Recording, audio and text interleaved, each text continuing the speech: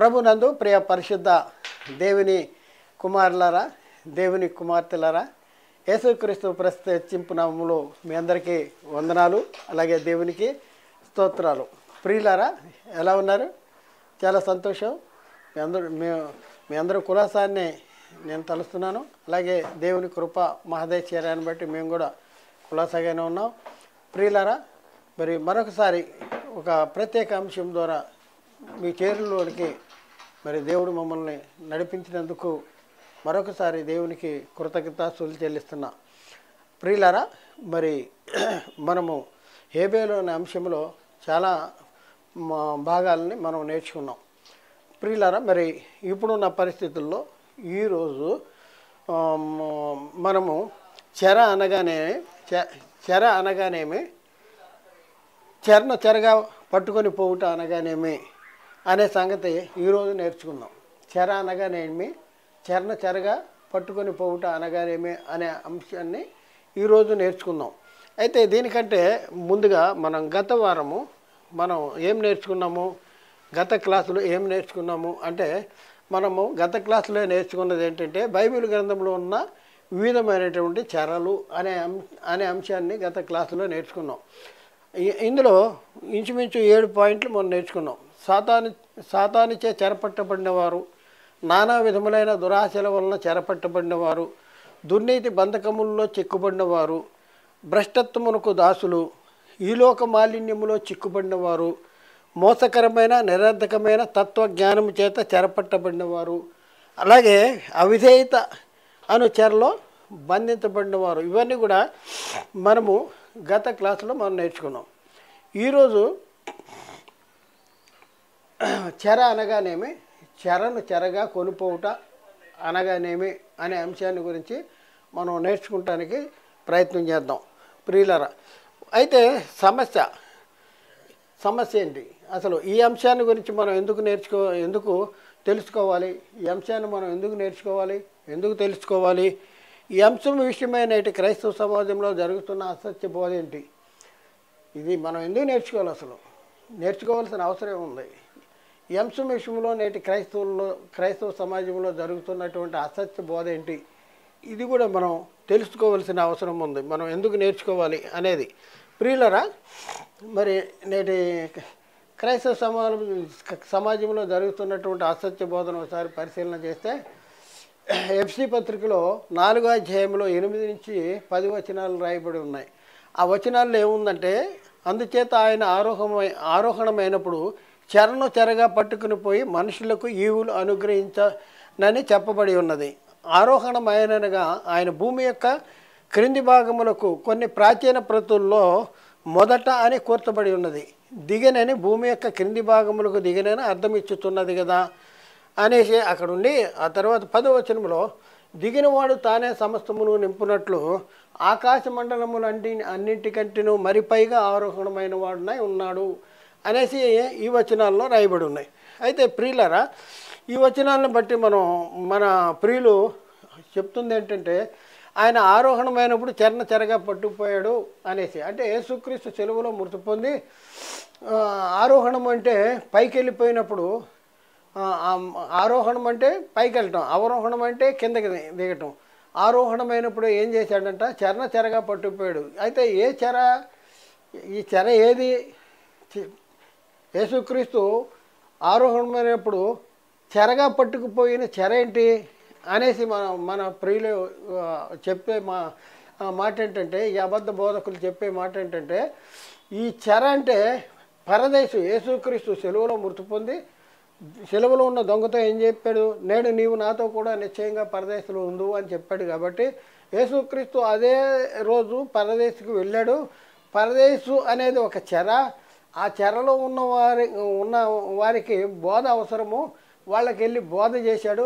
బోధ చేసి వాళ్ళకి పాప క్షమాపణ, విమోచన కలగజేసి వాళ్ళ చెరగా తీసుకుపోయి ఆ 3వ ఆకాశంలో పెట్టాడని, కొంతమంది పరలోకంలో పెట్టేశాడని, కొంతమంది పరలోకానికి కింద పెట్టేశాడని రకరకాలుగా చెప్తూ ఉన్నారు.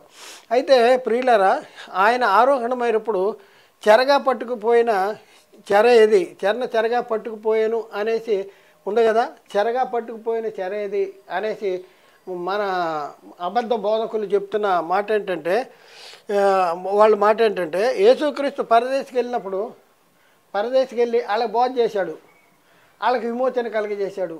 వాళ్ళకి రక్షణ లేదు, పరదేశంలో ఉన్నారు కానీ వాళ్ళు చెరపట్టబడి ఉన్నారు, రక్షణ లేదు పరదేశంలో ఉన్న వాళ్ళకి. యేసుక్రీస్తు వెళ్ళి బోధించి వాళ్ళకి రక్షణ కలిగజేశాడు అని బోధించేటటువంటి పరిస్థితి. దానికి వాళ్ళు చూపించే వచనాలు ఏంటంటే, ఇక్కడ చూడండి, పరదేశంలో ఉన్న మృతులకు యేసుక్రీస్తు సువార్త ప్రకటించాడని నమ్ముతున్నారు వాళ్ళు, అసత్య బోధకులు నమ్ముతూ దానికి ఒక వచనం చూపిస్తూ ఉన్నారు. పేతురు రాసిన మొదటి పత్రిక 4:6 మృతులు శరీర విషయంలో మానవరీత్యా తీర్పు పొందినట్లును ఆత్మ విషయంలో దేవుని బట్టి జీవించినట్లును వారికి కూడా సువార్త ప్రకటించబడింది. ఎవరికి సువార్త ప్రకటించబడింది? మృతులకు సువార్త ప్రకటించబడింది.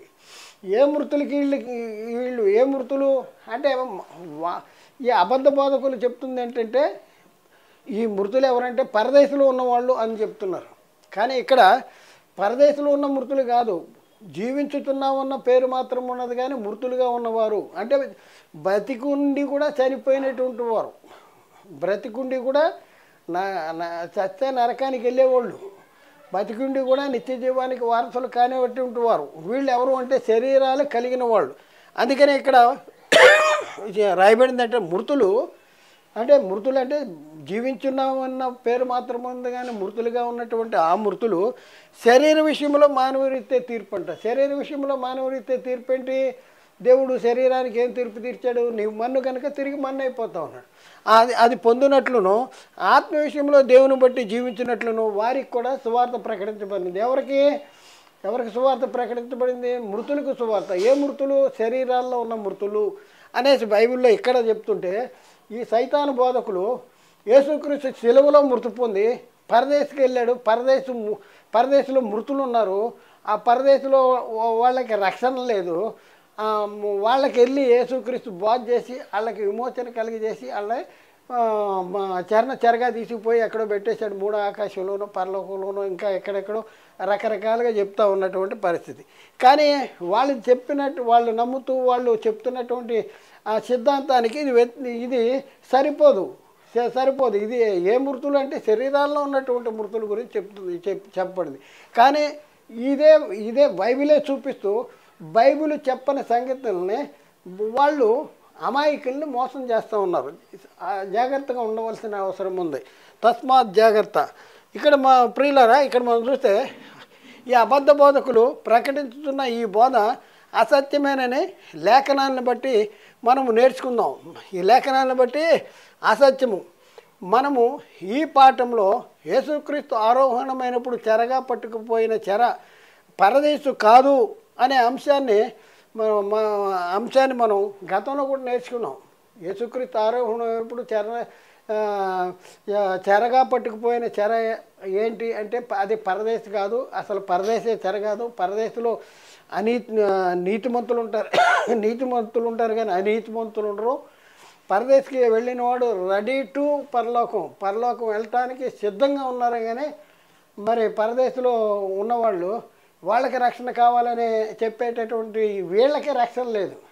ఎవరైతే పరదేశంలో ఉన్న వాళ్ళకి రక్షణ అవసరము అని చెప్పే వాళ్ళకే రక్షణ లేదు, వాళ్ళకి రక్షణ అవసరం.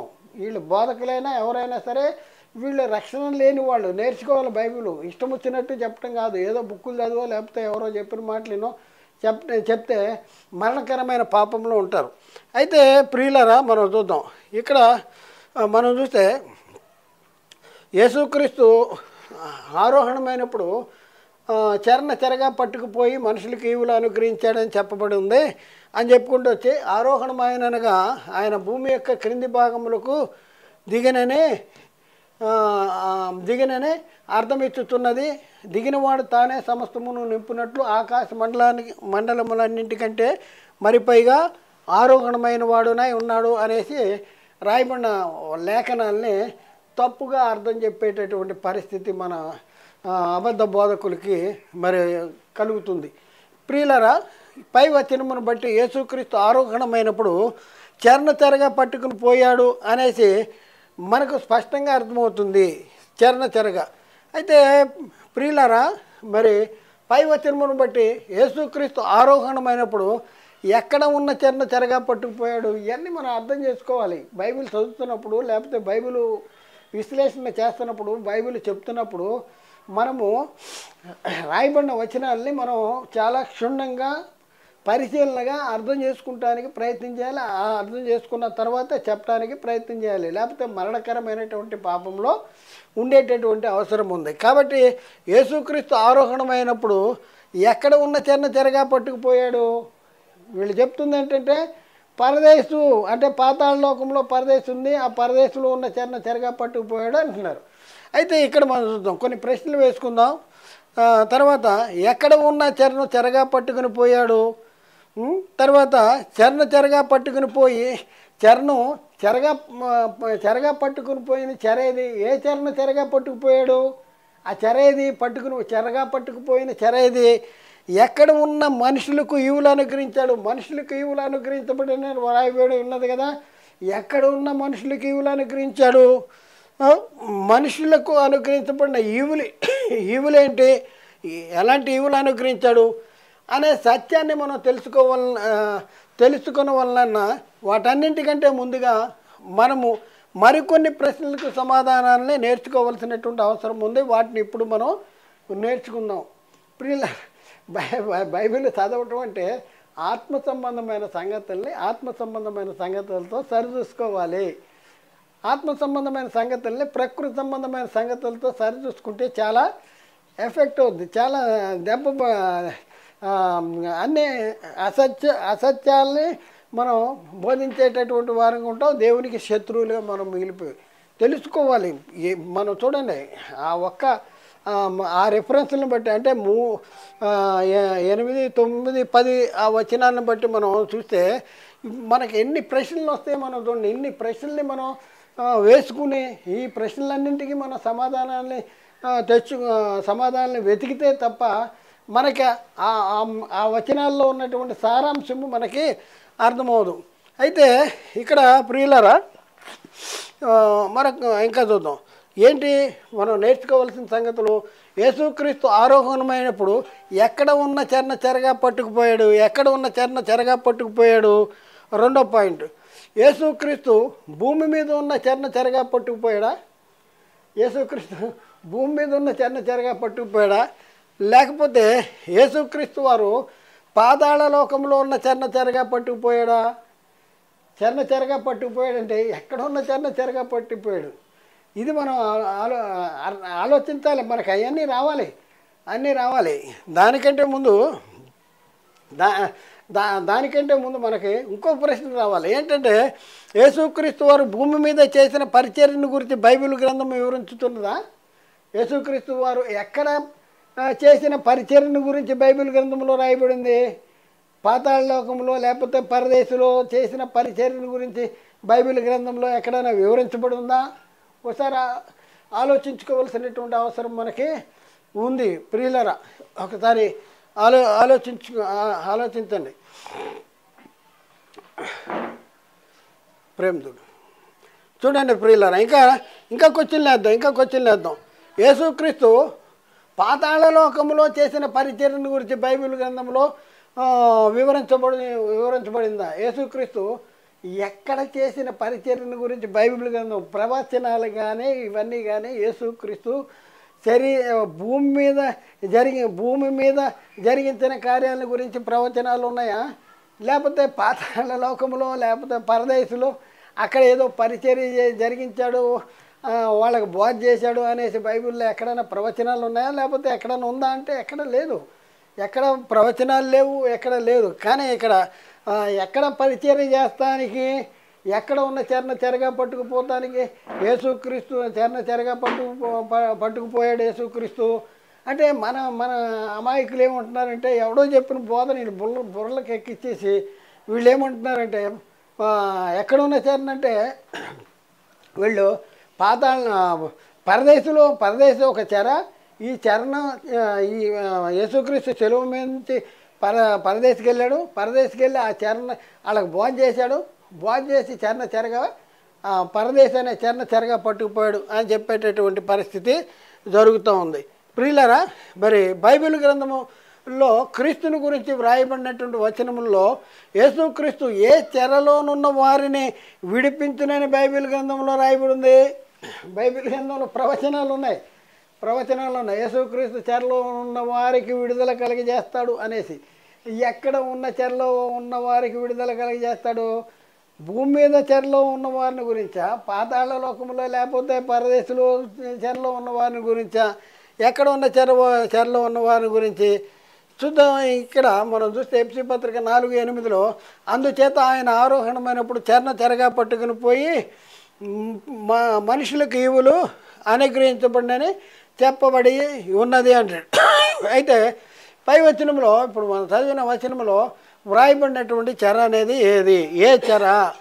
యేసుక్రీస్తు వారు ప్రశ్న, యేసుక్రీస్తు వారు ఏ చెరగా పట్టుకుపోయాడు?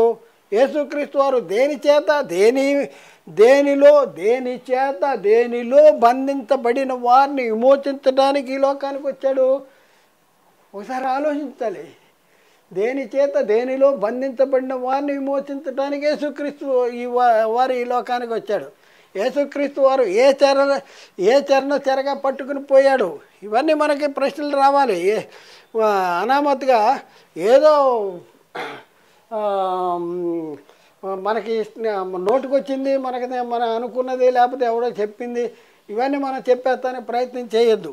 అయితే ఇక్కడ మనం చూడండి ప్రియులారా, ప్రశ్న, యేసుక్రీస్తు వారు ఈ లోకానికి వచ్చేటప్పటికి ఈ లోకంలో ఉన్న మనుషులను చెరపట్టిన చెర ఇది. యేసుక్రీస్తు వారు ఈ లోకానికి వచ్చినప్పుడు ఈ లోకంలో ఉన్న మనుషులను చెరపట్టిన చెర ఇది. చెరపట్టిందా ఈ లోకంలో ఉన్న మనుషుల్ని? అయితే ఆ చెర ఇది. ఏ చెరపట్టింది? ఇవన్నీ మనం నేర్చుకుంటానికి ప్రయత్నం చేద్దాం. అలాగే మరొక ప్రశ్న, యేసుక్రీస్తు వారు చెరగా పట్టుకుని పోయి ఎక్కడ ఉన్న మనుషులకు ఈవులు అనుగ్రహించాడు? ఈవులు అనుగ్రహించబడినని చెప్పబడి ఉన్నది కదా, అనేసి ఉంది కదా. ఎక్కడ ఉన్న మనుషులకు ఈవులు అనుగ్రహించాడు? ఇది నేర్చుకోవలసినటువంటి అవసరం ఉంది. ఎక్కడ ఉన్న మనుషులకు ఈవులు అనుగ్రహించాడు. అయితే ఇంకా మనం చూస్తే పరదేశ అనేది చెర కాదు, చెరలో అనీతిమంతులు ఉంటారని, పరదేశంలో నిద్రించిన నీతిమంతులు ఉంటారనే సంగతి మనం గత పాఠంలో మనం నేర్చుకున్నాం. పరదేశం అనేది చెర కాదు. చెరలో ఎవరు ఉంటారు? అనీతిమంతులు ఉంటారు. పరదేశంలో ఎవరు ఉంటారు? నీతిమంతులు ఉంటారు. యేసుక్రీస్తు నీతిమంతుడైన యేసుక్రీస్తు సెలవులో మృతి పొంది ఎక్కడికి వెళ్ళాడు? పరదేశికి వెళ్ళాడు.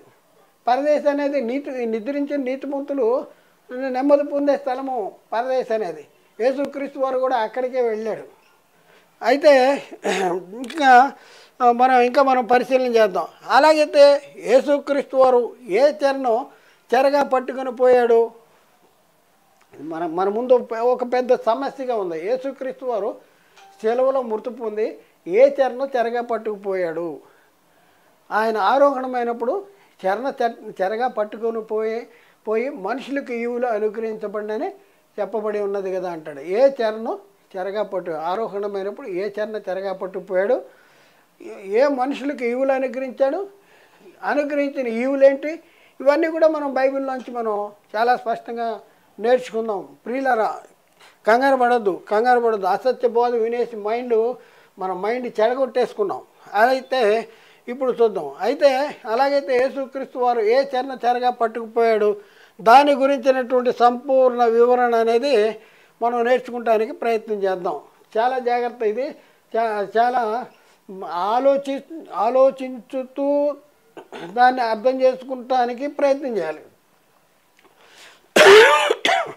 మనం ఎట్ట పడితే అట్ట ఈనుకుంటూ ఏదో పనులు చేసుకుంటూ ఈనుకుంటూ చూస్తే అది అర్థం కాదు. దీని మీద కాన్సన్ట్రేషన్ పెట్టాలి. కాన్సన్ట్రేషన్ పెట్టి ఈనుకుంటా, రాసుకుంటా, పరిశీలించుకుంటా ఉండాలి. అప్పుడే మనకు అర్థమవుద్ది.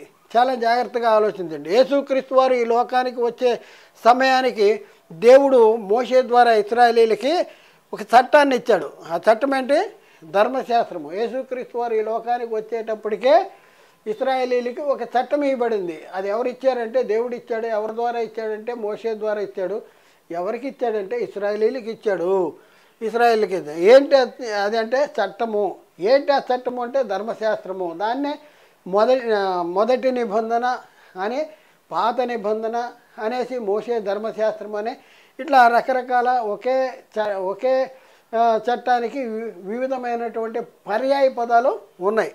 అయితే దేవుడు యేసుక్రీస్తు వారు ఈ లోకానికి వచ్చేటప్పటికే ఇశ్రాయేలీలకి ఒక చట్టము యేసుక్రీస్తు వారు ఈ లోకానికి వచ్చేటప్పటికే ఇశ్రాయేలీలకి ఒక చట్టము అమల్లో ఉంది. ఏంటి ఆ చట్టం అంటే ధర్మశాస్త్రం. ఎక్కడ రాయబడి ఉందంటే యోహాను సువార్త 1:17లో ధర్మశాస్త్రం మోషే ద్వారా అనుగ్రహించబడినది. ధర్మశాస్త్రం ఎవరి ద్వారా అనుగ్రహించబడింది? మోషే ద్వారా. ఎవరికి అంటే ఇశ్రాయేలీలకు అనుగ్రహించబడింది. ఇశ్రాయేలీలకు అనుగ్రహించింది అంటే యేసుక్రీస్తు ఈ లోకానికి వచ్చే సమయానికే మనుషులందరూ ధర్మశాస్త్రం వల్ల పాపం అనే చెరలో బంధించబడ్డారు. సమస్య ఇది. యేసుక్రీస్తు ఈ లోకానికి వచ్చేటప్పటికే ఈ లోకంలో ఉన్న మనుషులందరూ కూడా ధర్మశాస్త్రం వలన పాపం అనే చెరలో బంధించబడ్డారు. పాపం అనే చెరగా పట్టుకుపోయాడు యేసుక్రీస్తు వారు ఈ లోకానికి వచ్చి. పరదేశ అనే చెరన కాదు. ఎంత ఏమనాలో వీళ్ళని అర్థం చూడండి. ధర్మశాస్త్రం వలన పాపం అనే చెరగా పట్టుకుపోయాడు. పాపం అనే చెరగా పట్టుకుపోయాడు. చూడండి, యేసుక్రీస్తు వారు ఈ లోకానికి వచ్చే సమయానికి మనుషులందరూ ధర్మశాస్త్రం వలన పాపం అనే చెరలో బంధించబడి ఉన్నారు. బంధించబడి ఉన్నారు. ఇంకా యేసుక్రీస్తు వారు ఈ లోకానికి వచ్చే సమయానికి మనుషులందరూ ధర్మశాస్త్రం వలన పాపం అనే చెరలో ఎందుకు బంధించబడి ఉన్నారు? రీజన్ చెప్పాలి. మీరు ఏదో మనం చెప్పేస్తే సరిపోదు. ఎందుకు బంధించబడి ఉన్నారు అనేది మనం చెప్పాలి. అది కూడా మనం నేర్చుకుందాం. ఎందుకు బంధించబడి ఉన్నారు? పాపం అనే చెరలో ఎందుకు బంధించబడి ఉన్నారు? ప్రశ్న. ఇశ్రాయేలీలకు ధర్మశాస్త్రము ఇస్తే ఇశ్రాయేలీలు ధర్మశాస్త్రం వలన పాపం అనే చెరలో ఎందుకు బంధించబడ్డారు? చూడండి, ఇది కూడా ప్రశ్నే. ఇశ్రాయేలీలకి ధర్మశాస్త్రం ఇచ్చాడు, బాగానే ఉంది. అయితే ఇశ్రాయేలీలు ధర్మశాస్త్రం వలన పాపం అనే చెరలో ఎందుకు బంధించబడ్డారు? అడుగుతారు, మొన్నే జనాలు అడుగుతారు. అడిగితే దానికి మిమ్మల్ని హేతువుడికి ప్రతి వారికి సాత్వికంతో సమాధానం బద్దులమై ఉన్నాం. చెప్దాం. అయితే ప్రియులరా, ఈ సంగతి మనకు తెలవాలంటే మొదట ధర్మశాస్త్రాన్ని గురించిన సంపూర్ణ అవగాహన రావాలి. నేను ఒక మాట చెప్తాను, చాలా జాగ్రత్తగా పరిశీలన. మీకు కొత్త నిబంధన అర్థం అవ్వాలంటే పాత నిబంధన ధర్మశాస్త్రాన్ని గురించినటువంటి సంగతులు అర్థమవ్వాలి, క్షుణ్ణంగా అర్థమవ్వాలి. కొత్త నిబంధన నీకు అర్థమవ్వాలంటే, కొత్త నిబంధనలో రాయబడిన సంగతులు అర్థమవ్వాలంటే ధర్మశాస్త్రాన్ని గురించినటువంటి సంగతులు, ధర్మశాస్త్రాన్ని గురించిన సంపూర్ణ అవగాహన మనకు ఉండాలి. ధర్మశాస్త్రాన్ని గురించి సంపూర్ణ అవగాహన లేకపోతే మనకి కొత్త నిబంధనలో రాయబడిన సంగతులు, మన గురించి రాయబడిన సంగతులు కూడా మనకి అర్థం కాదు. అయితే ప్రియులరా, చూద్దాం. కనుక మొదట మనము ధర్మశాస్త్రం యొక్క ఔన్నత్యాన్ని గురించి మనం నేర్చుకుందాం. ధర్మశాస్త్రాన్ని గురించి నేర్చుకోవాలంటే మొట్టమొదటి మనం ఏం నేర్చుకోవాలంటే ధర్మశాస్త్రం యొక్క ఔన్నత్యాన్ని గురించి మనం నేర్చుకుంటానికి ప్రయత్నం చేద్దాం. ధర్మశాస్త్రము మంచిదా కాదా? ఎందుకంటే దేవుడు మోషే ద్వారా ఇశ్రాయేలీకి ధర్మశాస్త్రం ఇచ్చాడు కనుక ధర్మశాస్త్రము ఇశ్రాయేలీని పాపం అనే చెరలో బంధించింది అంటే మరి ఆ ధర్మశాస్త్రం మంచిది కాదా? దాని యొక్క ఔన్నత్యం ఏంటి? దాని యొక్క గొప్పతనం ఏంటి? ఇవన్నీ కూడా మనం నేర్చుకోవాల్సిన అవసరం ఉంది. మన అడుగుతారు ధర్మశాస్త్రం యొక్క ఔన్నత్యము. ధర్మశాస్త్రం ఎలాంటిదంట? ధర్మశాస్త్రము పరిశుద్ధమైనది. ధర్మశాస్త్రము ఆజ్ఞ కూడా పరిశుద్ధమైనది, నీతి గలది, ఉత్తమమైనది ఉన్నది, యథార్థమైనది, జ్ఞాన సత్య స్వరూపము అయినది, నీతికి కారణమైన నియమము. ఇన్ని విధాలుగా బైబిల్ గ్రంథంలో ధర్మశాస్త్రం యొక్క ఔన్నత్యాన్ని గురించి రాయబడి ఉంది. ఎక్కడెక్కడ రాయబడి ఉంది ఏంటి అనేసి మనం కొన్ని మాటలు మనం చూద్దాం. ధర్మశాస్త్రాన్ని గురించి జ్ఞాన సత్య స్వరూపమైన ధర్మశాస్త్రము అనేసి బైబిల్లో ఉంది. రోమపత్రికలో 2:19 వచనాల్లో జ్ఞాన సత్య స్వరూపమైన ధర్మశాస్త్రము గలవాడవై ఉండి, జ్ఞాన సత్య స్వరూపమైన ధర్మశాస్త్రము గలవాడవై ఉండి. ధర్మశాస్త్రం ఎలాంటిది? జ్ఞాన సత్య స్వరూపమైన ధర్మశాస్త్రము. ఇంకా మనం చూస్తే ధర్మశాస్త్రం ఎలాంటిదంటే ధర్మశాస్త్రము పరిశుద్ధమైనది, ఆజ్ఞ కూడా పరిశుద్ధమైనది, నీతి గలది, ఉత్తమమైనది. ఎక్కడుందన్నమాట? రోమపత్రిక 7వ అధ్యాయం 12వ వచనంలో. కాబట్టి ధర్మశాస్త్రము పరిశుద్ధమైనది, ఆజ్ఞ కూడా పరిశుద్ధమైనది, నీతి గలదియు ఉత్తమమైనది ఉన్నది అంటాడు. ఇంకా ధర్మశాస్త్రం ఎలాంటిది అంటే రోమపత్రిక 9:37లో కాబట్టి ధర్మశాస్త్రము పరిశుద్ధమైనది, ఆజ్ఞ కూడా పరిశుద్ధమైనది, నీతి గలది, ఉత్తమమైనది. ధర్మశాస్త్రము పరిశుద్ధమైనది, ఉత్తమమైనది, నీతి గలది, యథార్థమైనది అనేసి. ఇంకా ధర్మశాస్త్రం ఎలాంటిదంటే నీతికి కారణమైన నియమము. ఇశ్రాయేలీయులు వెంబడించింది ఏ నియమము అంటే ఇక్కడ చెప్తున్నాడు రోమపత్రిక 9:37లో. అయితే ఇశ్రాయేలీయులు నీతికి కారణమైన నియమమును వెంటాడినను అంటాడు. అంటే ఇశ్రాయేలు వెంటాడింది ఏంటి? నీతికి కారణమైన నియమము. ధర్మశాస్త్రము నీతికి కారణమైన నియమము. యేసుక్రీస్తు కూడా ఇంకా మనం చూస్తే రోమపత్రిక 7:10లో అక్కడేమనుంది? అప్పుడు జీవార్థమైన ఆజ్ఞ అంటాడు. జీవార్థమైన ఆజ్ఞ నాకు మరణార్థమైనట్టు కనపడిను. ధర్మశాస్త్రము జీవార్థమైన ఆజ్ఞ అంటున్నాడు. అలాగే యేసుక్రీస్తు వారు యోహాను సువార్త 5:39లో కూడా చెప్తున్నాడు, లేఖనముల యందు మీకు నిత్య జీవము కలవని తలంచుతూ వాటిని పరిశోధించుతున్నారు, అయితే అవే నన్ను గురించి సాక్ష్యం ఇచ్చుతున్నవి. అంటే లేఖనాల్లో ఏముందంటే నిత్య జీవం ఉంది, లేఖనముల యందు మీకు నిత్య జీవము కలవని పరిశోధిస్తున్నారు అనేసి అక్కడ యేసుక్రీస్తు వారు చెప్పిన సంగతి మనం చూస్తూ ఉన్నాం.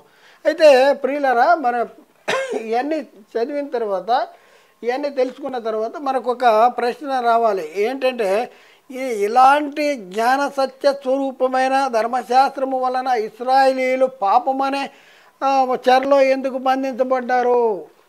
మరి ధర్మశాస్త్రము మంచిదే అయితే ధర్మశాస్త్రం వల్ల ఇశ్రాయేలీయులు ధర్మశాస్త్రం వల్ల పాపం అనే చెరలో ఎందుకు బంధించబడ్డారు? ఇది మనకి ప్రశ్న రావాలి. అయితే ఈ సంగతి మనము తెలుసుకోవాలంటే దేవుడు మోషే ద్వారా ఇశ్రాయేలీయులకు ఇచ్చిన ధర్మశాస్త్రము యొక్క స్వభావము మనము తెలుసుకోవాలి. ధర్మశాస్త్రానికి స్వభావము చూడండి, కరెంటు మంచిదా కాదా అంటే చాలా మంచిది. కానీ కరెంటు యొక్క స్వభావాన్ని తెలుసుకోకుండా కరెంటును ఉపయోగిస్తే కరెంటు మన చంపుద్ది.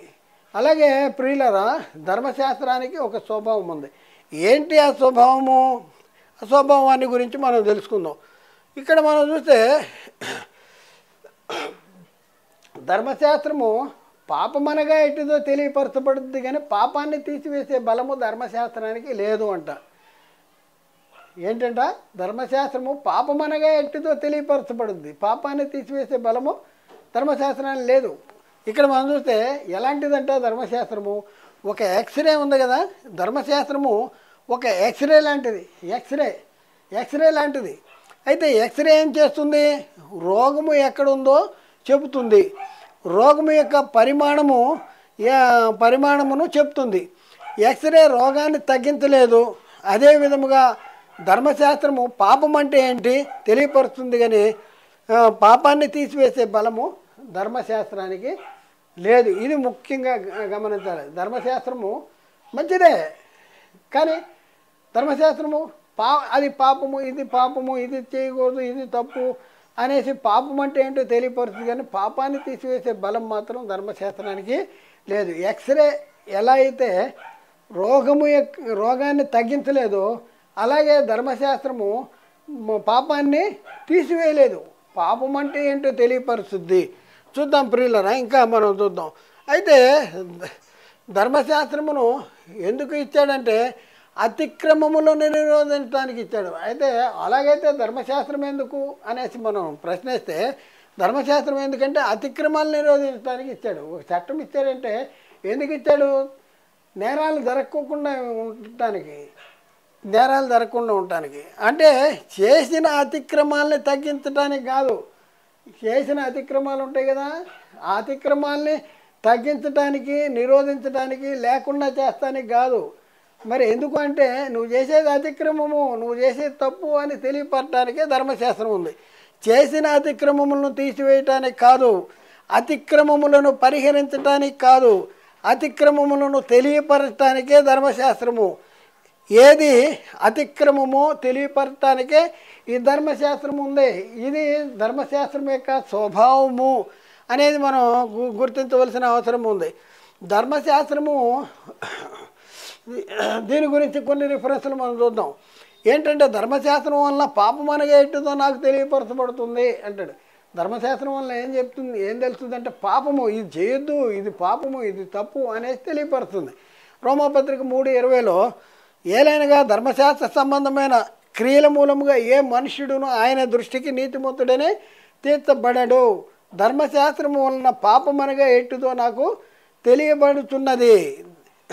ఏంటంటే ధర్మశాస్త్ర సంబంధమైన క్రియల మూలంగా ఏ మనుషుడు కూడా ఆయన దృష్టికి నీతిమంతుడిగా తీర్చబడ్డావు. ఎందుకు అంటే ధర్మశాస్త్రము వలన పాపం అంటే ఏంటో తెలియపోతుంది. ఎక్స్రే వలన, ఎక్స్రే తీయటం వలన రోగం తగ్గిపోదు. మరి ఎందుకు ఎక్స్రే అంటే రోగం ఎక్కడుందో తెలుసుకుంటానికి. అలాగే ఇక్కడ మనం చూస్తే ధర్మశాస్త్రం వల్ల ఏ మనుషుడు ఆయన దృష్టికి నీతిమంతుడిగా తీర్చబడ్డంట. మరి ఏంటి ధర్మశాస్త్రం చేసేది అంటే ధర్మశాస్త్రం వల్ల పాపం అంటే ఏంటి అని తెలియపరుస్తుంది.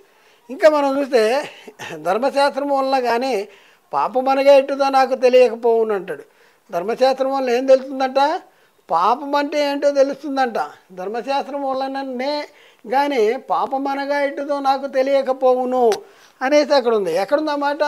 రోమపత్రిక 7:7 కాబట్టి ఏమందుము, ధర్మశాస్త్రము పాపమైన అట్లని రాదు, ధర్మశాస్త్రము వలననే కానీ పాపమనగా ఎట్టుదో నాకు తెలియకపోవును.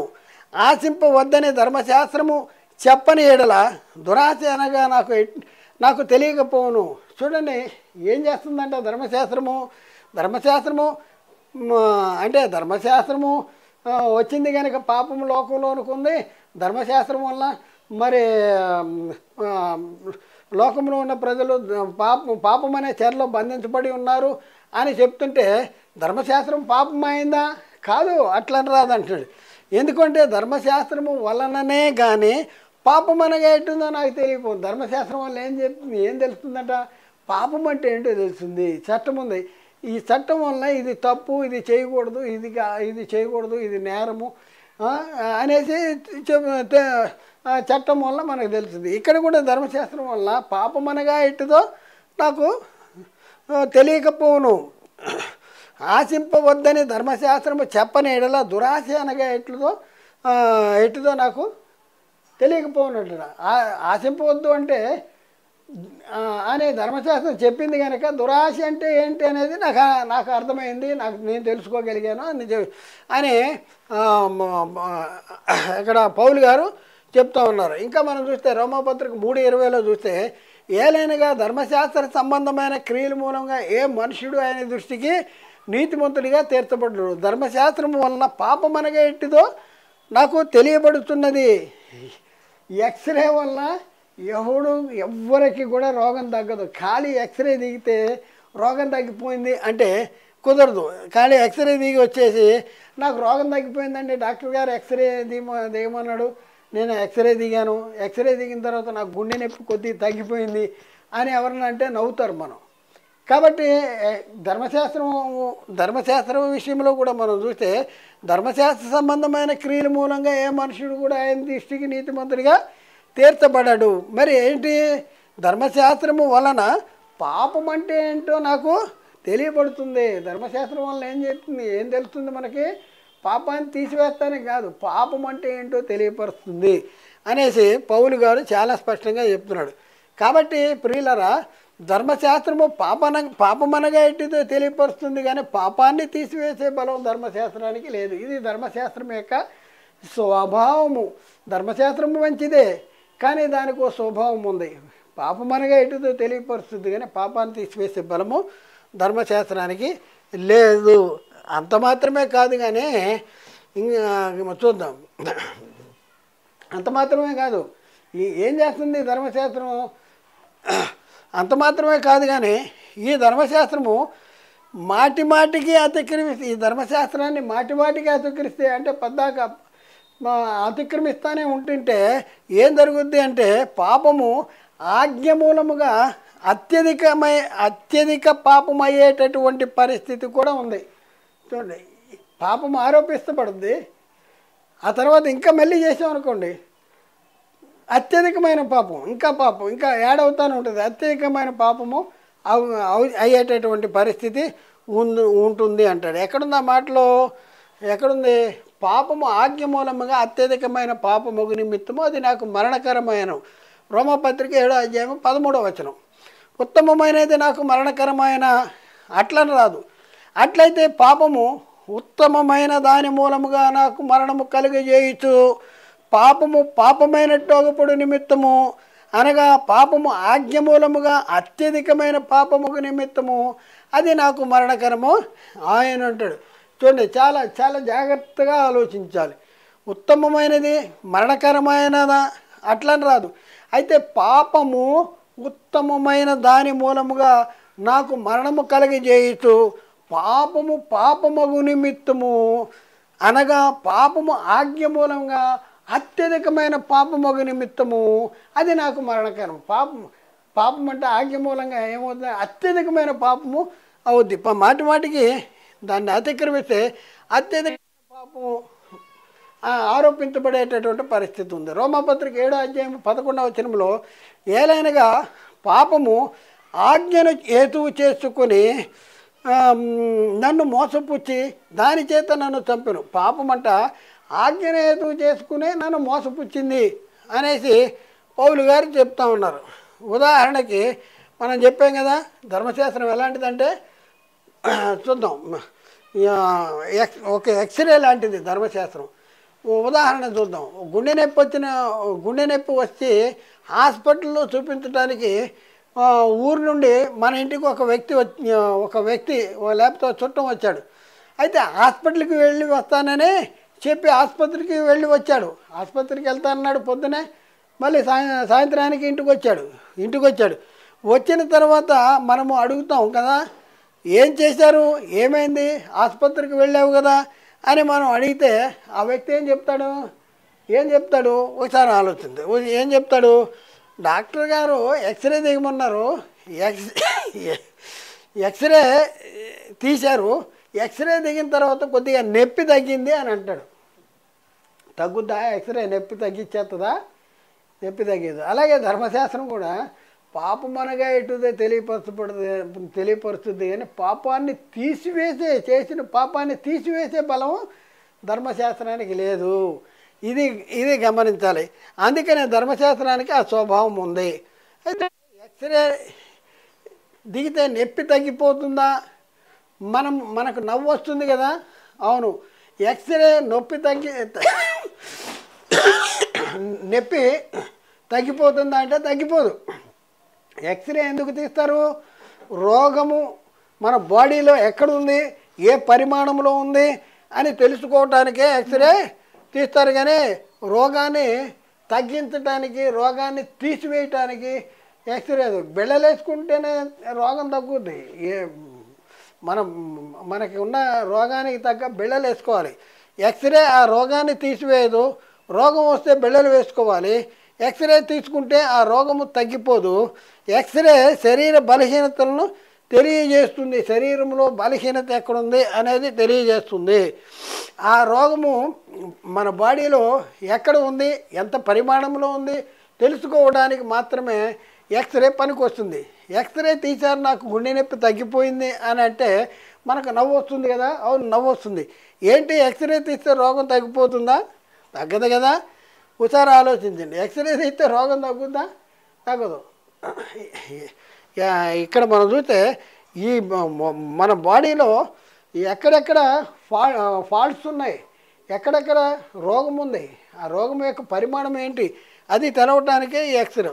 అదేవిధముగా ప్రియులరా, ధర్మశాస్త్రము పాపం అనగా ఎటుదే తెలియపరచబడుతుంది కానీ పాపాన్ని తీసివేసే బలం మాత్రం ధర్మశాస్త్రానికి లేదు.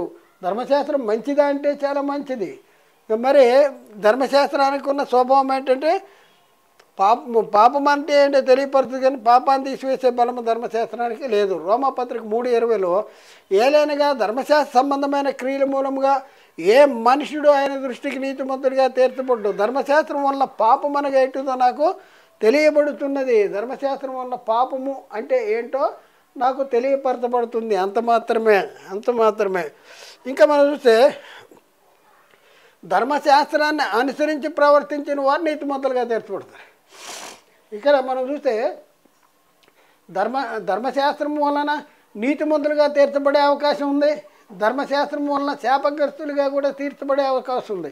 ఎవరు నీతిమంతులుగా తీర్చబడతారంటే ధర్మశాస్త్రాన్ని అనుసరించి ప్రవర్తించిన వారే నీతిమంతులుగా తీర్చబడతారు.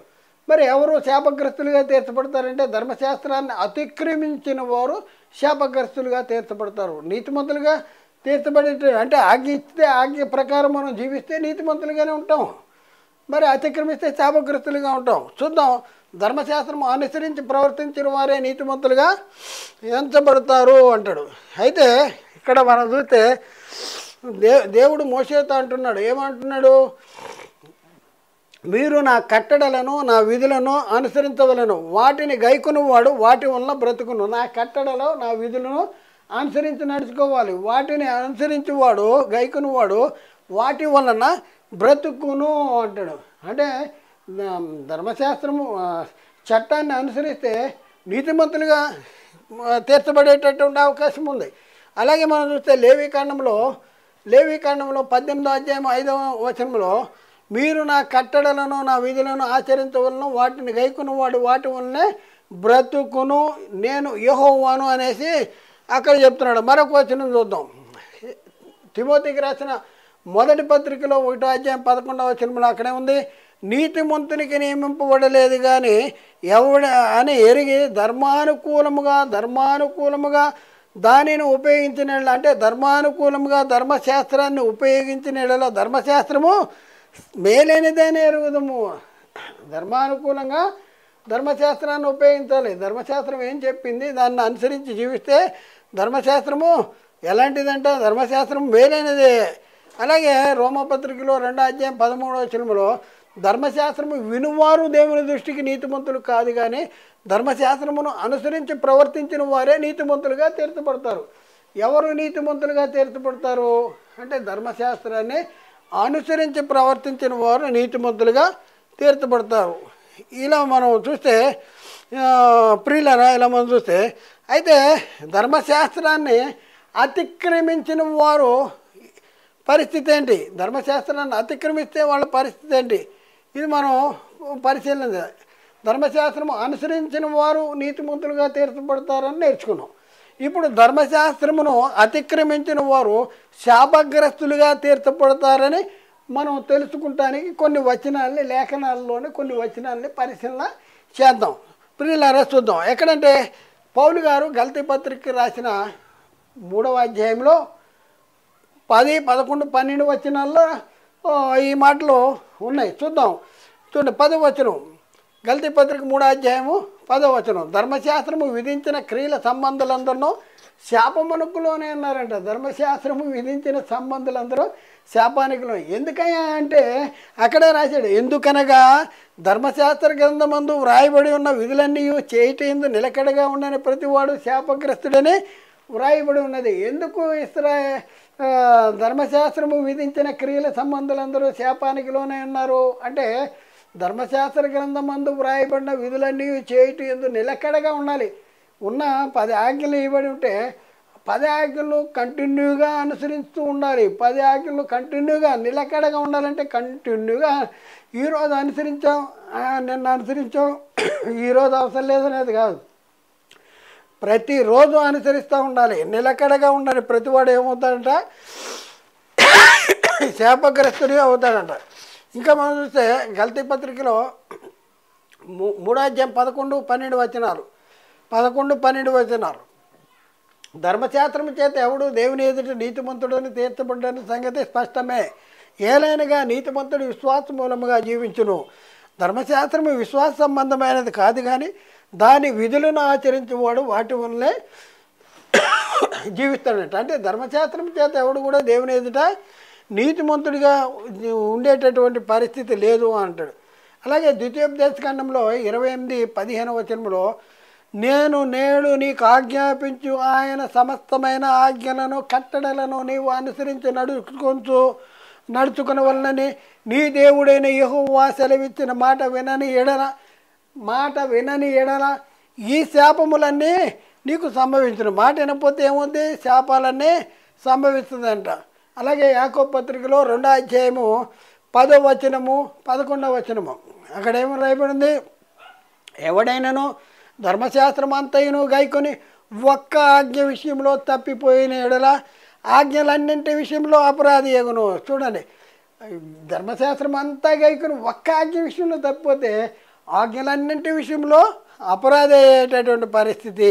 విచరించవద్దని చెప్పిన వాడు నరహత్య చేయవద్దని చెప్పిన కనుక నీవు విచరించకపోయినను నరహత్య చేసిన ఎడల ధర్మశాస్త్ర విషయంలో అపరాధివైతివి.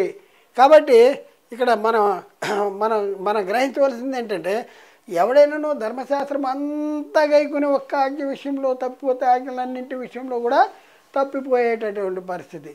కాబట్టి ధర్మశాస్త్రము గురించి మనం ఆలోచిస్తే, ధర్మశాస్త్రాన్ని గురించి మనం ఆలోచిస్తే ధర్మశాస్త్రము మొన్న నీతిమంతులుగా తీర్చబడే పరిస్థితి ఉందా? నీతిమంతులుగా తీర్చబడేటటువంటి పరిస్థితి లేదు. ధర్మశాస్త్రము వలన ఏమవుతుంది? ధర్మశాస్త్రము అతిక్రమించిన వారు శాపగ్రస్తులుగా తీర్చబడేటటువంటి పరిస్థితి ఉంది. ఇంకా మనం చూస్తే ప్రియులరా, ధర్మశాస్త్రానికి ఒక బలం ఉందంట. ఏంటా బలము? ధర్మశాస్త్రానికి ఒక బలం ఉందంట. ఏంటంటే ధర్మశాస్త్రానికి పాపం ఆరోపించే బలం ఉంది, పాపాన్ని తీసివేసే బలం లేదు. చూద్దాం, రోమపత్రిక 5:13 ఏలైనగా ధర్మశాస్త్రము వచ్చింది కనుక పాపము లోకములో ఉండేను, కానీ ధర్మశాస్త్రము లేనప్పుడు పాపము ఆరోపించకూడదు. ధర్మశాస్త్రము వచ్చింది కనుక పాపము లోకములోనికి ఉండెను. ధర్మశాస్త్రం వచ్చినప్పుడు పాపము లోకంలో. ఎందుకు పాపము లోకంలో ఉంది అంటే, ధర్మశాస్త్రం అంతా ఆజ్ఞలన్నీ అనుసరించి ఒక్క ఆజ్ఞ విషయంలో తప్పిపోతే ఆజ్ఞలన్నింటి విషయంలో కూడా అపరాధ అయ్యే పరిస్థితి. అందుకనే ఉంది, ధర్మశాస్త్రము వచ్చింది కనుక పాపము లోకములో ఉండెను అంటాడు. ధర్మశాస్త్రము లేనప్పుడు పాపము ఆరోపించబడదు. ఆజ్ఞ లేకపోతే పాపం ఏంటి? ఆజ్ఞ ఉండి అతిక్రమిస్తేనే పాపం. ఈ మరొక వచనం చూద్దాం, రోమపత్రిక 4:15 ఏలైనగా ధర్మశాస్త్రము ఉగ్రతను పుట్టించును, ధర్మశాస్త్రము లేని ఏళ్ళ అతిక్రమం లేకపోవును. ధర్మశాస్త్రం ఏం చేస్తుందంటే ఉగ్రతను పుట్టింది, ధర్మశాస్త్రం లేకపోతే అతిక్రమమే ఉండదు అంటాడు. రోమపత్రిక 7:9 ఒకప్పుడు నేను ధర్మశాస్త్రము లేకుండా జీవించుతుంటేను, కానీ ఆజ్ఞ వచ్చినప్పుడు పాపమునకు మరలా జీవము వచ్చెను. ఆజ్ఞ లేనప్పుడు ఒకప్పుడు నేను ధర్మశాస్త్రము లేకుండా జీవించుతుంటేనే అంటాడు. ఆజ్ఞ వచ్చినప్పుడు పాపానికి మరలా జీవము వచ్చింది అని అంటాడు. మరి అపరాధములు విస్తరించినట్లు ధర్మశాస్త్రము ప్రవేశించెను అంటాడు. అపరాధాలు విస్తరించినట్లు ధర్మశాస్త్రం వచ్చిన తర్వాత ఇది తప్పు అని చెప్తే దాన్ని అతిక్రమిస్తే, ఏదైతే తప్పు అని చెప్పిందో అతిక్రమిస్తే, ఇది చేయొద్దు అనే మాటని అతిక్రమిస్తే అపరాధి అయిపోతున్నాడు.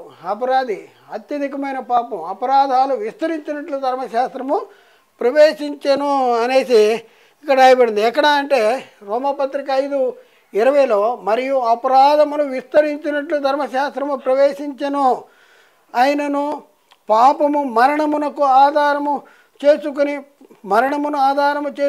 ఎలాగూ ఏలనో అంటాడు. అంటే అపరాధాలు తగ్గించటానికి ధర్మశాస్త్రము ప్రవేశించలేదు. అపరాధములు విస్తరించినట్లు ధర్మశాస్త్రం ప్రవేశించింది. అంటే ధర్మశాస్త్రము పాపాన్ని ఆరోపిస్తుంది. ఇది పాపము అని చెప్పుద్ది, ఇది తప్పు అని చెప్పుద్ది. దాన్ని చెప్పినా కూడా దాన్ని అనుసరించుకోకుండా తప్పు చేస్తే నువ్వు పాపివిరా అని చెప్పుద్ది. అంటే పాపాన్ని ఆరోపించటానికి ధర్మశాస్త్రము ప్రవేశించిందంట, పాపాన్ని ఆరోపించటానికి. ఇంకా మనం చూస్తే మాటి మాటికి పాపము చేస్తే అత్యధికమైన పాపం అవుద్దంట. మాటికి చేసిందే ఇది తప్పు అని చెప్పినా కూడా మెల్లి అదే పాపం చేస్తూ ఉంటుంటే అత్యధికమైన పాపం అవుద్దంట. ధర్మశాస్త్రము ప్రవేశించింది కనుక ధర్మశాస్త్రము ప్రవేశించినది పాపము తీసివేయటానికి, అంటే చేసిన పాపాన్ని తీసివేయటానికి కాదు. అపరాధమును విస్తరించినట్లు ధర్మశాస్త్రం ప్రవేశించి, చేసిన పాపము చేయొద్దని చెప్పడానికి ధర్మశాస్త్రం ఉంది, కానీ చేసిన పాపాన్ని తీసివేయటానికి లేదు. ఇంకా మరి ముఖ్యంగా ఏంటంటే అపరాధాలు విస్తరించినట్లు ధర్మశాస్త్రము ప్రవేశించింది అంటాడు. ఇంకా మరొక సంగతి ఏంటంటే పాపము ఆజ్ఞ మూలముగా అత్యధికమైన పాపము నిమిత్తము అది నాకు మరణకరమాయను అంటాడు. ఎక్కడ? రోమపత్రిక 7:13 మనం చూస్తే ఉత్తమమైనది నాకు మరణకరమాయన అట్లనరాదు, ఉత్తమమైన దాని మూలముగా నాకు మరణము కలుగజేయచ్చు. పాపము నిమిత్తము ఆగుపడి నిమిత్తము అనగా పాపము ఆజ్ఞ మూలముగా అత్యధికమైన పాపము నిమిత్తము అది నాకు మరణకరమైన పాపము ఆజ్ఞ మూలముగా అత్యధికమైన పాపం అయ్యేటటువంటి పరిస్థితి ఉందంట. ఇంకా మనం చూస్తే ప్రియులరా, మరి ధర్మశాస్త్రము మంచిదే, ధర్మశాస్త్రం మంచిదే, శ్రేష్టమైనది, ఉన్నతమైనది, నీతి గలది, యథార్థమైనది, జ్ఞాన సత్య స్వరూపమైనది. అయితే ధర్మశాస్త్రము అనుసరించిన వారు నీతిమంతులుగా తీర్చబడతారు, అతిక్రమించిన వారు శాపగ్రస్తులుగా తీర్చబడతారు. అయితే ఇశ్రాయేలీలు జీవితాల్లో మనం చూస్తే ఇశ్రాయేలీలు ధర్మశాస్త్రాన్ని అనుసరించారు, అతిక్రమించారంటే బైబిల్ చెప్తుంది అతిక్రమించారు. ధర్మశాస్త్రము యేసుక్రీస్తు ఈ లోకానికి వచ్చే కాలానికి ఈ లోకంలో ఉన్న ప్రజలందరూ ధర్మశాస్త్రం వల్ల పాపం అనే చర్యలో ఎందుకు బంధించబడి ఉన్నారు, పాపం అనే చర్యలో ఎందుకు బంధించబడ్డారు, దాన్ని మనం విశ్లేషిస్తున్నాం, దాన్ని మనం తెలుసుకుంటున్నాం. దాన్ని తెలుసుకునేటప్పటికి మనకి ఏమర్థం అవుతుందంటే ఇశ్రాయేలీలు ధర్మశాస్త్రమును అతిక్రమించారు కనుక వాళ్ళు పాపులుగా తీర్చబడ్డారు, లేకపోతే ధర్మశాస్త్రం వల్ల పాపం అనే చర్యలో వాళ్ళు బంధించబడి ఉన్నారు. ఇశ్రాయేలీలు ధర్మశాస్త్రమును అతిక్రమించారు, అనుసరించారు, అతిక్రమించారంటే అతిక్రమించారు అనేసి బైబిల్లో చాలా స్పష్టంగా రాయబడి ఉంది. ఎక్కడ మనం చూస్తే స్టెఫెన్ గారు ఇశ్రాయేలీలతో చెప్తున్న మాట ఏమంటున్నాడు? అపోస్తలుల కార్యం 7:53 దేవదూతల ద్వారా నియమింపబడిన ధర్మశాస్త్రమును మీరు పొందితిరి కానీ దాన్ని గైకొనలేదు, మీరు గైకొనలేదు. దేవదూతల ద్వారా నియమించబడిన ధర్మశాస్త్రాన్ని మీరు పొందారు, అయినా మీరు దాన్ని గైకొనలేదు అనేసి చెప్తా ఉన్నాడు. అలాగే యేసుక్రీస్తు వారు కూడా చెప్తా ఉన్నాడు. ఏం చెప్తున్నాడు? యోహాను సువార్త 7:19 మోషే మీకు ధర్మశాస్త్రం ఇయ్యలేదా, ఆయనను మీలో ఎవడును ఆ ధర్మశాస్త్రమును గైకొనుడు. మోషే మీకు ధర్మశాస్త్రం ఇయ్యలేదా, అయినా కూడా మీలో ఎవడు కూడా ధర్మశాస్త్రాన్ని గైకొనుడు అనేసి యేసుక్రీస్తు వారు చెప్తా ఉన్నాడు. అలాగే పౌలు గారు చెప్తా ఉన్నారు. గలతీ పత్రిక 6:13 పౌలు గారు పరిశుద్ధాత్మ ద్వారా చెప్తున్న మాట ఏంటంటే అయితే వారు సున్నతి పొందిన వారైనను ధర్మశాస్త్రమును ఆచరించరు. సున్నతి పొందినారు, పేరుకే సున్నతి పొందారు, కానీ ధర్మశాస్త్రాన్ని ఆచరింపరు అనేసి అక్కడ రాయబడింది. కాబట్టి పాపము చేయి ప్రతివాడు ఏం చేస్తూ ఉంటే ఆజ్ఞను అతిక్రమిస్తాడు, ఆజ్ఞాతిక్రమమే పాపము అనేసి లేఖనాల్లో రాయబడింది. అయితే ధర్మశాస్త్రం అంతా గైకును ఒక్క ఆజ్ఞ విషయంలో తప్పితే ఆజ్ఞలన్నింటి విషయంలో కూడా తప్పే పరిస్థితి ఉంది. ఎంత ప్రమాదకరమైందంటే ధర్మశాస్త్రము ఒకటి అనుసరించాను, 2 అనుసరించాను, 9 అనుసరించాను అంటే సరిపోదు, 10ది దాన్ని అతిక్రమిస్తే శాపగ్రస్తులుగా తీర్చబడేటటువంటి పరిస్థితి. యాకోబు పత్రిక 2:10-11 ఎవడైనానో ధర్మశాస్త్రం అంతయు గైకను ఒక్క ఆజ్ఞ విషయంలో తప్పైతే ఆజ్ఞలన్నింటి విషయంలో కూడా అపరాధ అయ్యేటటువంటి పరిస్థితి ఉంది అనేసి అక్కడ రాయబడింది. మరొక సంగతి ఏంటంటే ధర్మశాస్త్ర గ్రంథం ముందు వ్రాయబడిన విధులన్నీ చేయటం ఎందు నిలకడగా ఉండని ప్రతివాడు శాపగ్రస్తుడు. నిలకడగా ఉండాలి, కంటిన్యూగా జరిగిస్తూ ఉండాలి, మధ్యలో ఆపేయకూడదు. కొన్ని మందులు ఉంటాయి, కొన్ని మందులు ప్రతిరోజు మందులనే వేసుకోవాలి అంటారు, మధ్యలో ఆపేస్తే ఎఫెక్ట్ అయిపోద్ది. అలాగే ధర్మశాస్త్రం కూడా విధించిన క్రియల సంబంధాలు శాపానికిలోనే అన్నారు. అంటే ఎందుకు లోనే అన్నారు? ఎందుకనగా ధర్మశాస్త్ర గ్రంథం ముందు వ్రాయబడిన విధులన్నీ చేయటం నిలకడగా ఉండని ప్రతివాడు శాపగ్రస్తుడు అనేసి అక్కడ రాయబడింది. అయితే ధర్మశాస్త్రం అమల్లో ఉన్న కాలములో ధర్మశాస్త్రము లేని అన్ని జనులు అన్ని జనులు ఎలాగూ నీతిమంతులుగా తీర్చబడతారు, లేకపోతే వాళ్ళు ఎలా పాపులుగా తీర్చబడతారు, నీతిమంతులుగా తీర్చబడాలన్నా పాపులుగా తీర్చబడాలన్నా ఎలాగూ అనేసి మనం ఆలోచిస్తే బైబిల్లో దానికి చక్కని సమాధానం ఉంది. అంటే మనం ఏమన్నా యేసుక్రీస్తు లోకానికి వచ్చే కాలానికి ఈ లోకంలో ఉన్న ప్రజలందరూ కూడా ధర్మశాస్త్రం వల్ల పాపం అనే చర్యలో బంధించబడి ఉన్నారు అనేసి చెప్పాం.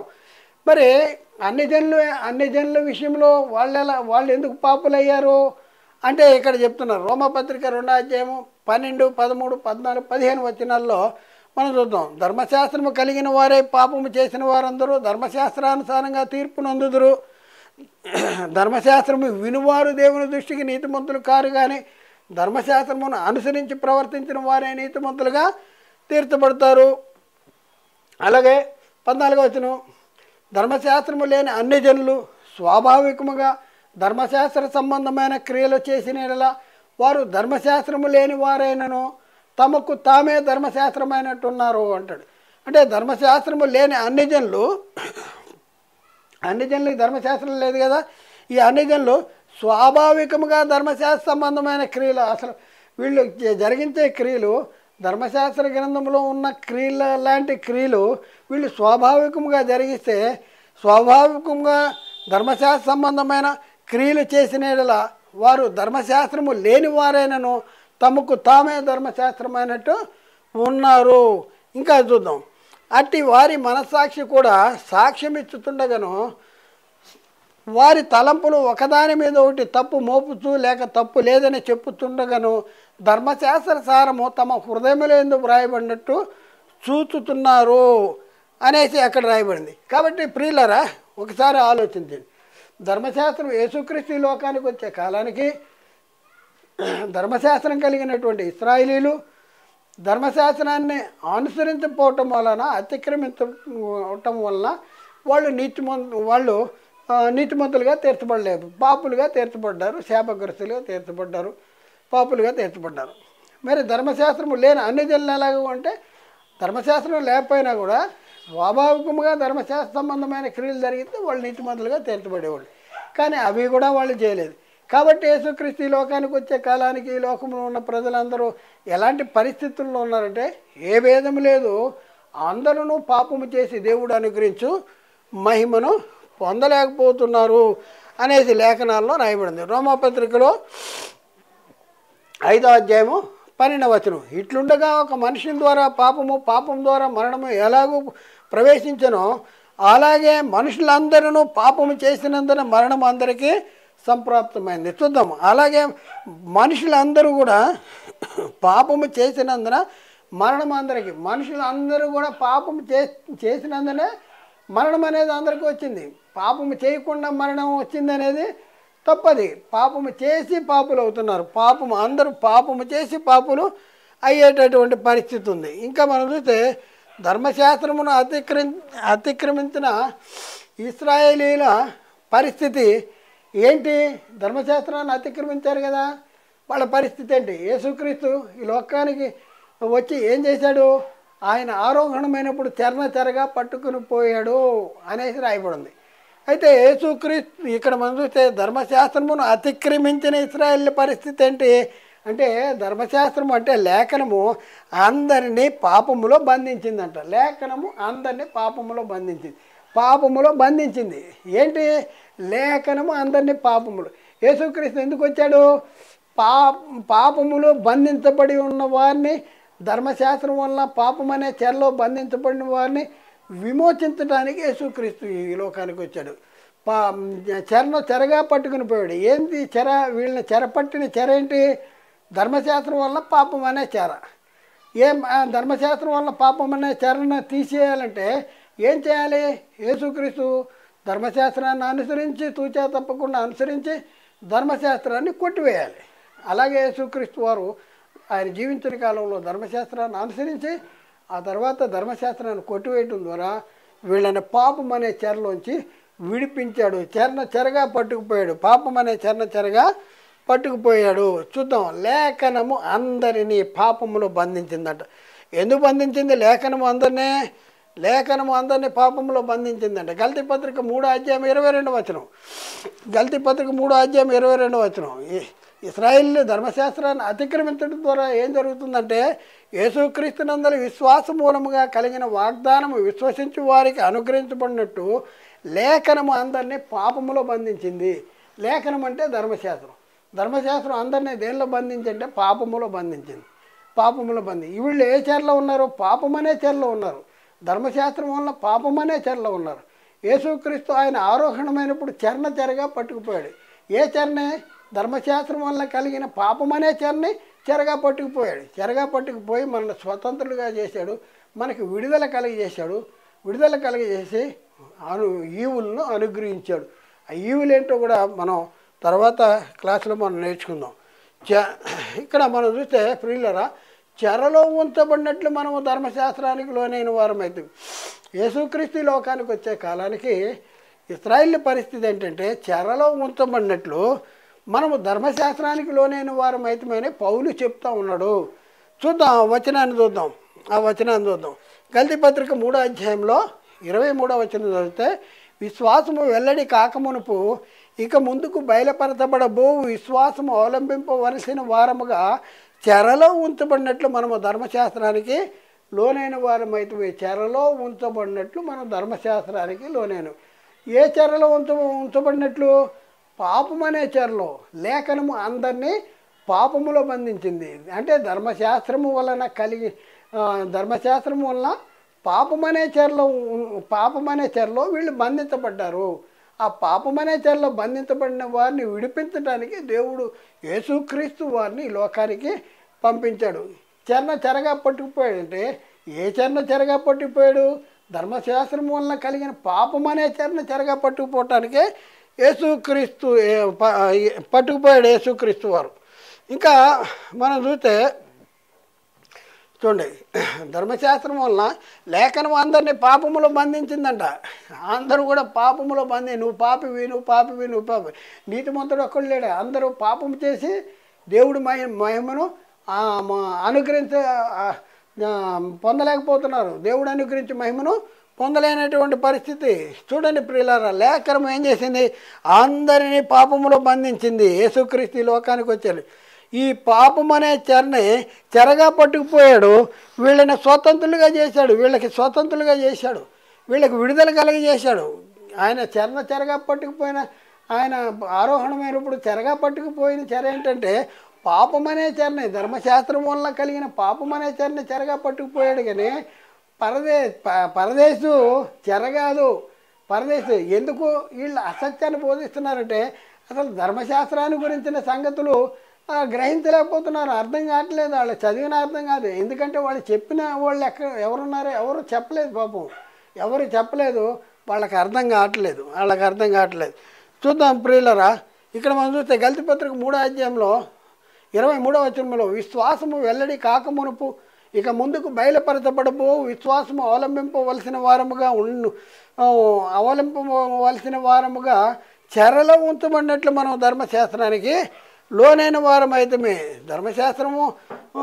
ధర్మశాస్త్రాన్ని అతిక్రమించటం వలన నేరస్తుడిగా తీర్చబడిన వాడు చెరలో వేయబడుతున్నాడు. పాపం అనే చెరలో వేయబడుతున్నాడు.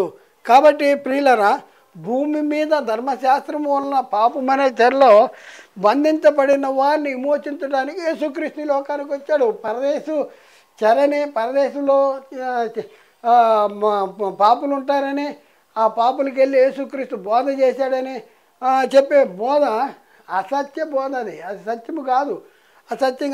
ఏ చెరగా పట్టుకుపోవటానికి యేసుక్రీస్తు వారు ఈ లోకానికి వచ్చాడు అంటే భూమి మీద ధర్మశాస్త్రం వలన పాపం అనే చెరలో బంధించబడిన వారిని విమోచించడానికి యేసుక్రీస్తు ఈ లోకానికి వచ్చాడు అనేసి మనకు అర్థమవుతుంది. కాబట్టి పాపానికి బలమైన ధర్మశాస్త్రమును తన